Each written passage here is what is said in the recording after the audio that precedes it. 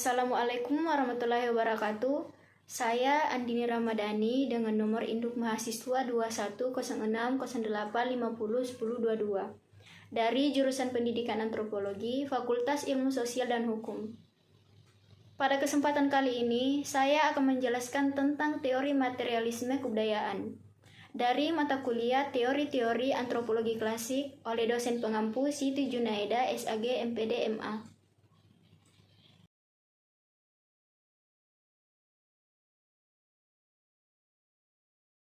Materialisme didasarkan pada konsep bahwa dunia ini terdiri dari objek-objek materi yang berinteraksi dan berpotongan satu sama lain dalam berbagai keadaan, baik tetap maupun bergerak.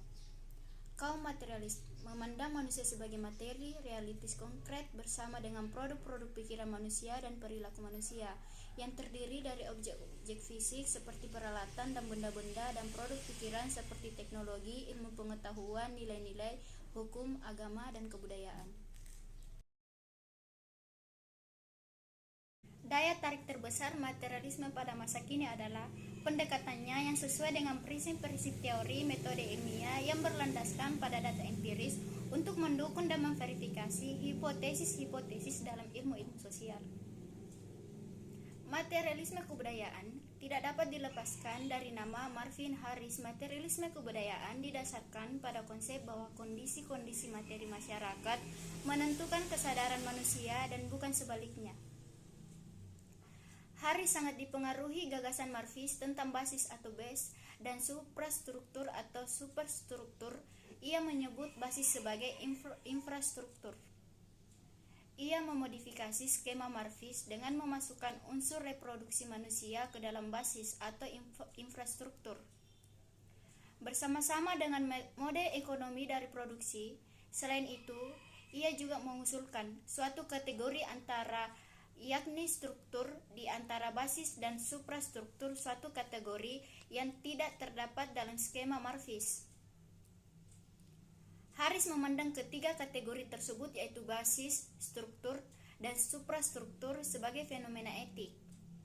Artinya, ketiga kategori tersebut terdapat ditemukan oleh ahli ilmu sosial yang menelitinya sebagai ilmuwan. Suprastruktur mengandung fenomena etik maupun emik. Fenomena emik adalah komponen mental dalam pikiran manusia yang merupakan anggota suatu kebudayaan atau masyarakat yang memandang diri mereka sendiri di dunia dari perspektif spesifik mereka sendiri atas dasar nilai-nilai pengetahuan dan sikap yang dipelihara dalam kebudayaan. Bahasa adalah suatu kategori yang terpisah dari semua kategori lainnya, yang menurut Harris berperan sebagai instrumen untuk mengkoordinasikan kegiatan-kegiatan basis, struktur, dan suprastruktur. Karena itu, bahasa memberikan suplai dan termasuk ke dalam ketiga kategori karena semua perilaku sosial manusia berimplikasi terhadap penggunaan bahasa. Materialisme kebudayaan Harris dilandasi Marx. Tetapi berbeda dari Marvis, ia sangat menganjurkan agar memberikan prioritas bagi suatu strategi penelitian yang terdiri dari berawal dari kajian mengenai basis atau infrastruktur, kemudian struktur, dan akhirnya suprastruktur. Perbedaan yang lain antara Marvis dan materialisme kebudayaan adalah materialisme kebudayaan mengemukakan hipotesis bahwa perilaku manusia dikontrol oleh persyaratan kebutuhan protein, energi, atau faktor-faktor alamiah lainnya. Metodologi materialisme kebudayaan terletak pada metode ilmiah dan aturan-aturannya dalam menghimpun data, memverifikasi hipotesis, dan mengembangkan analisis logika dan pembuktian yang tepat. Prinsip umum yang harus dipegang mengenai materialisme kebudayaan adalah budaya dikembangkan oleh suatu masyarakat berdasarkan pada materi atau benda yang dimilikinya.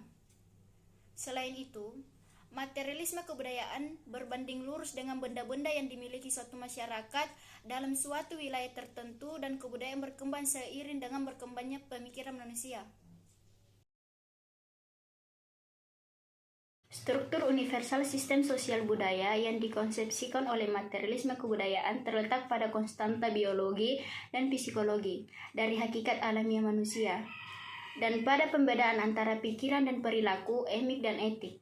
Pertama, setiap masyarakat harus menghadapi masalah produksi. Kedua, setiap masyarakat harus menghindari masalah reproduksi, menghindari peningkatan atau pengurangan jumlah dan ukuran penduduk yang bersifat mengganggu atau merusak. Ketiga, masyarakat harus menghadapi masalah perlunya memelihara hubungan perilaku yang teratur dan aman di kalangan kelompok penyusunnya dan masyarakat lainnya. Keempat, anggaplah pentingnya bahasa dan proses simbolik bagi psike manusia. Orang dapat menyimpulkan adanya keberulangan universal dari perilaku produktif yang menuju kepada produk dan servis etik, rekreasi, sportif, dan estetik. Kategori-kategori perilaku etik utama bersama dengan beberapa contoh fenomena sosial budaya yang termasuk ke dalam setiap domain atau ranah adalah: 1. Mode produksi. Teknologi dan praktik-praktik yang digunakan untuk memperluas atau membatasi produksi substansi dasar, khususnya produksi makanan dan bentuk-bentuk energi lainnya. Perhatikan misalnya hambatan dan kesempatan yang timbul karena interaksi teknologi spesifik tertentu dengan habitat tertentu, yaitu 1. Teknologi subsistensi, hubungan teknolingkungan, ekosistem, dan pola-pola kerja. Kedua, mode reproduksi, teknologi dan praktik-praktik yang diterapkan untuk memperluas dan membatasi dan mempertahankan ukuran populasi, yaitu demografi, pola-pola perkawinan, fertilitas, natalitas, dan mortalitas, pengasuhan anak, pengendalian medis atas pola-pola demografi, kontrasepsi, aborsi, dan infantisida.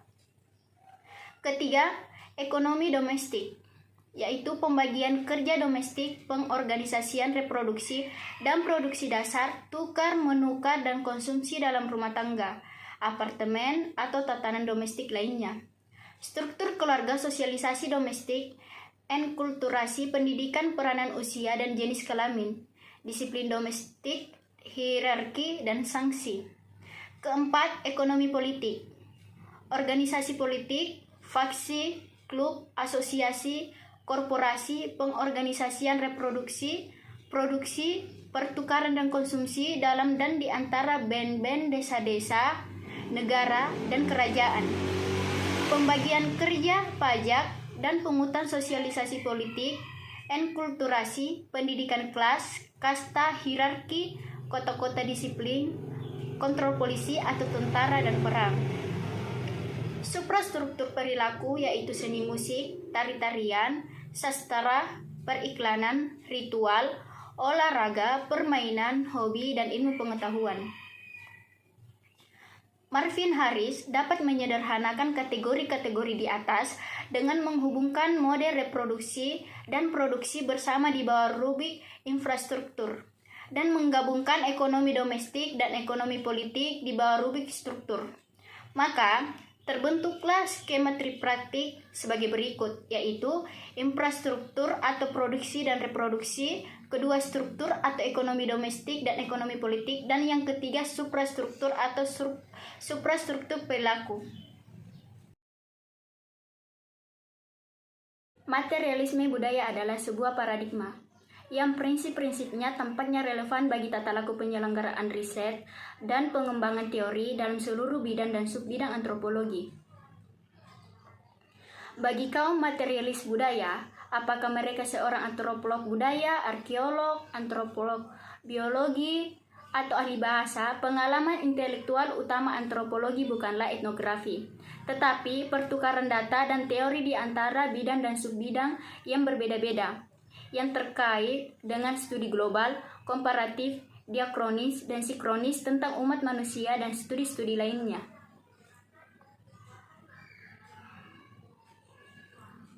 Menurut Marvin Harris, materialisme budaya didasarkan pada prinsip-prinsip epistemologis tertentu yang dipegang secara umum oleh semua dan disiplin yang mengklaim memiliki pengetahuan ilmiah.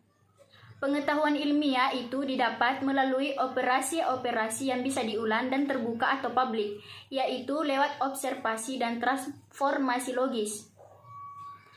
Tujuan dari riset ilmiah adalah merumuskan teori-teori dan sifat eksplanatif yang bercirikan 1.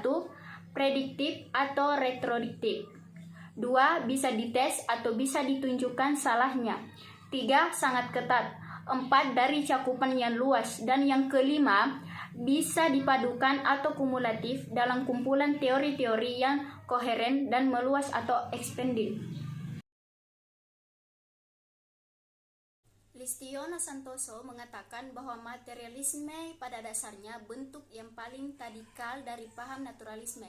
Sebagaimana diketahui, naturalisme adalah teori yang menerima natura atau alam sebagai keseluruhan realitas. Istilah natura telah dipakai dalam filsafat dengan macam-macam arti. Kata materialisme terdiri dari kata materi dan isme. Materi dapat dipahami sebagai bahan, benda, segala sesuatu yang tampak. Materialisme adalah pandangan hidup yang mencari dasar segala sesuatu yang termasuk kehidupan manusia di dalam alam kebendaan semata-mata dengan mengesampingkan segala sesuatu yang mengatasi alam indera.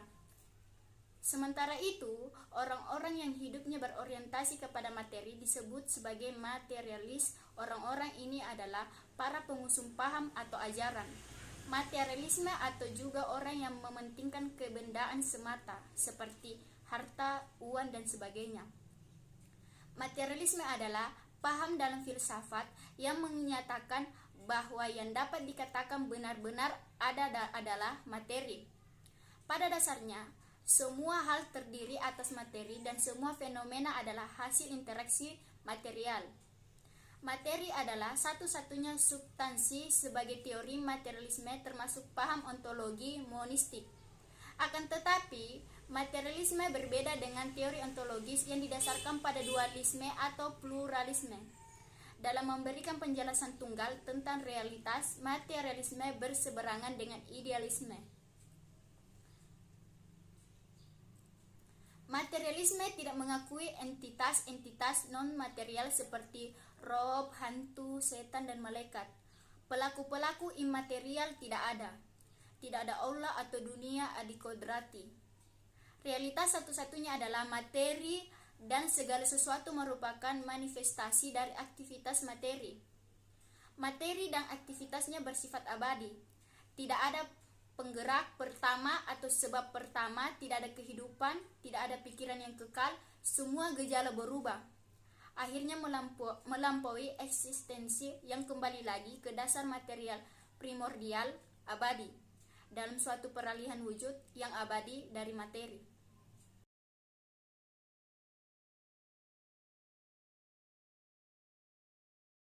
Materialisme adalah salah satu paham yang beranggapan bahwa manusia hidup di dunia adalah hasil rekayasa materi. Artinya, selagi seseorang manusia hidup di dunia, dia sebenarnya hidup di dunia materi. Dia mau hidup harus makan, dia harus menata sistem nilai dan budayanya, harus menggunakan alat atau materi. Materialisme berpandangan kebudayaan adalah hasil dari kumpulan-kumpulan pikiran yang dipelajari dan kelakuan-kelakuan yang diperlihatkan oleh anggota-anggotanya dari kelompok sosial masyarakat yang diwariskan dari satu generasi ke generasi berikutnya. Pandangan materialisme ini berkaitan dengan hubungan manusia dengan lingkungannya.